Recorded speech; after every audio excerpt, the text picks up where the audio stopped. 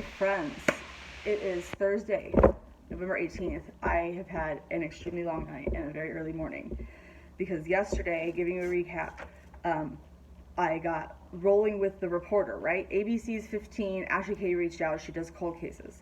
And awesome girl. Thank you, Ashley. She's awesome. And we had, talked for a good 20 minutes yesterday, and she was asking me where the investigation sat, and she basically was like, okay, well, I want you to make your list of questions then. All the things that you've wanted to know the answers to from the Sedona PD that they won't tell you. I was like, hallelujah, praise baby Jesus. So I get out this case file again. Like I've read it, been reading it, but you gotta tear it apart and dissect it. And I live in that house, and I know the way that house is like. I know that house. So I'm the best person for this. I do not understand why nobody has interviewed me. I just don't get it. So Ashley K had me get a list together of these questions for the Sedona PD because she's going to be contacting them today. So I've been busting my ass getting through here, and I only made it through, this is a 200-page case file, and I've been up reading and rereading, writing inconsistencies. I only made it through like page 45, like reevaluating everything. I'm exhausted. But what I got for Ashley, and I've already emailed, is the list of questions. Are you guys ready to hear what Nikki wants the Sedona PD to answer? Finally, after 20-something years. Are you ready? Okay, so I've got another list too that I haven't even emailed to Ashley because I got a list for, this is my rough coffee, all ice, oh my God. I got so into this, I actually threw up again. I had a panic attack and I fucking vomited. That's what Russell does to me, he makes me vomit. So, I have a list for Sedona PD, which is printed, and I already sent it to Ashley. And then I decided to make this video, get this going. Like, I didn't even, my phone's not charged. Like, we're not outside with the cool brick wall. Like, we're at my desk. Like, this is in action. We're moving in action today. Okay, so then I also got, when they finally decide to fucking get him in a little fucking room and ask him those hard questions, I've got the list of hard questions that they neglected to ask. So I'm going to type those up. So that'll be the next video that I want Russell to answer. Or maybe I won't even post those, because what if he's following these? Maybe I should keep that secret. Well, this I am going to go ahead and just throw out there because this is the exciting shit that maybe Ashley will get answers to. And if she doesn't get answers to these today, what does that tell you? Okay, let's start at the beginning. Questions for Sedona PD. Why was Craig Daly not interviewed in person and in more depth in 1993, being the last person to speak on the phone with her? Well, Craig Daly being my father. Why was Craig Daly nor Nicole Waslishin, myself, interviewed during the 2020 reinvestigation? Neither one of us heard about this. I had to hear about it through the family. Was the gun dusted for prints? Question mark. Results? Question mark. Were her prints on the gun? Question mark. Where is this report? Question mark. Was Russell Bennett Peterson polygraph tested in 1993? Question mark. This is a great question because I didn't even think about this when Ashley brought this up. I was like, I didn't even think about that. Did they give him a polygraph test? Great question. Did he pass it? If they didn't give him a test, why didn't they give him a test? Why? I want a test. I want a test. He's the suspect. Give him a test. Have him pass the lie detector test. Great question. I can't believe I didn't think about that. Was Russell Bennett Peterson polygraphed during the 2020 reinvestigation? If so, what were the results? If not, why was he not polygraphed during the 2020 reinvestigation? Were his hands dusted? That's definitely dusted for gunpowder residue. Because in the report, where's the report for that? Were they positive for gunpowder residue? Because they make such a big stink about the gunpowder residue found on the open palm of my mom's left hand. Remember, she's right-handed. And if you're going to shoot somebody, if you're going to do what he initially said, which is the murder-suicide, Russell, I'm going to kill you, she states 3 times, he says, every story remains pretty much consistent in that she always says that. But his story changes, first it was suicide. He never had a struggle with her. And then he had to account for the fact that, yes, there was a tussle. So then all of a sudden, he touched, whatever. Whatever, dude. What I want to know is, what were the status of his gunpowder residue on his hands? Crickets. Crickets. But I hear all about, my mom must have shot the gun because, she was positive for gunpowder residue on her left. And it's even quoted in the article, Sergeant Dominguez saying that we're making too much of the right-hand dominant thing. You think if you were somebody that was going to murder your boyfriend from across, her first gunshot was from the hallway that missed, remember? her first gunshot. So you're going to tell me that person that doesn't shoot guns ever, witnesses, she did not like guns, she's going to take her left hand to shoot her lover with a person that's not familiar with guns and firearms with her non-dominant hand to try to kill her lover. That is so asinine. And this guy's telling me that I'm too hung up on the right-handed theory. Oh my God. Gunpowder residue. What was the status of gunpowder residue on Russell Bennett Peterson's hands? Did the Sedona Police Department request my home's phone records, proving that my mother did indeed call my Aunt Wendy and Craig Daly, my father, the night of her homicide? Other than Peterson and her daughter, myself, these two people were actually the last people to speak to the victim before she passed away. What I find ironic is that you've got witness statement after witness statement of coworkers that have seen her that day. The last time they saw her was around 5:30. Now, I have people that have talked to my mother at around 8, 9, and 10 p.m. that could give you a closer look at the perspective on the victim's state of mind just hours before she ended up dead. So I would like to know, did the Sedona Police Department bother to take the time to request the police records, to request the phone records to prove that these conversations did take place, and then to interview these people in more depth? Why was that not a priority? Because they love the victim blaming, interviewing everybody Pietros, where they work together, that's problematic in itself, because you have witnesses that know both the victim and the suspect. As far as I'm concerned, every witness statement from Pietros, the people that knew them, no.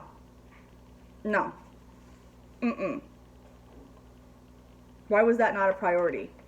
To call the people and interview the people that talked to her on the phone. There is out there records that my mother sat on the phone for 2 hours. Remember, she was always on that fucking phone.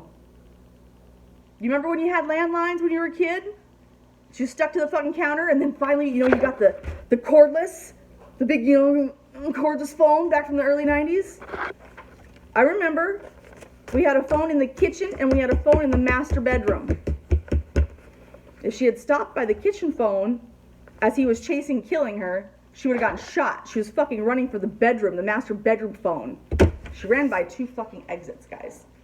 She ran by 2 exits to get to the phone.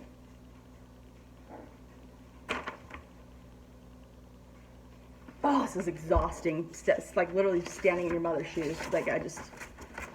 Going through what she went through, I'm reliving it, and it's fucking terrifying. When a person that you think loved you comes out of the bedroom with a gun. What was Russell's blood alcohol level? Through all these pages, we make a big stink about the victim's blood alcohol level, but I don't see anything here about what Russell's was at the time of the incident. But they do allude to the fact that he was intoxicated when they arrived on scene, and they asked him if he was sober enough to perform the interview, and he said that he was. Now, clearly they were aware that he had liquor in his system. What was his blood alcohol level? Where is that report? Why is that being kept from me?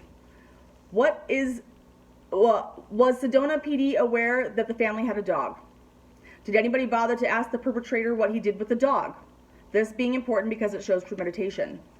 Evidence list states 2 911 calls were placed. I would like to hear both of these audio cassettes. Evidence list number 31, cassette copy of call to 911. I want to know the time of this call, and I want to know who placed this call, and I want to hear this phone call or released to outside investigators. Evidence list number 32, cassette copy of 911. I want to know what time this call was placed, and I want to know who placed this call. I want to hear the phone call, or I want to release to outside investigators. Evidence list number 25. Recovered 9 rolls of film. Pictures don't lie. I want to see the crime scene photos. I want outside eyes and investigators looking at these crime scene photos. Evidence list number 26. 4 Sony micro cassettes. I want to hear those, or I want released to outside investigator. Evidence list number 38, Sony T160 VHS tape. I want to see this, or I want released to outside investigators. Redacted was Russell's criminal history. It was longer than my mother's, so is there criminal history for Russell Peterson? If so, what are his priors? The ME report lists several injuries that are consistent with defensive wounds, a large contusion on her right arm, and outer left hand finger discoloration. Explanation, you're trying to tell me that these were not defensive wounds? Yes, it could have happened in a struggle, but why were they struggling? Because she wanted to save her life. I even wrote duh. Probably should have deleted the duh. I am seeing some errors here in spelling. Sorry, Ashley. I'm not stupid. I just did this really quick and I'm really tired. How likely is Rittenhouse mistrial? Oh, I just got a notification. Okay, at 1:20 p.m.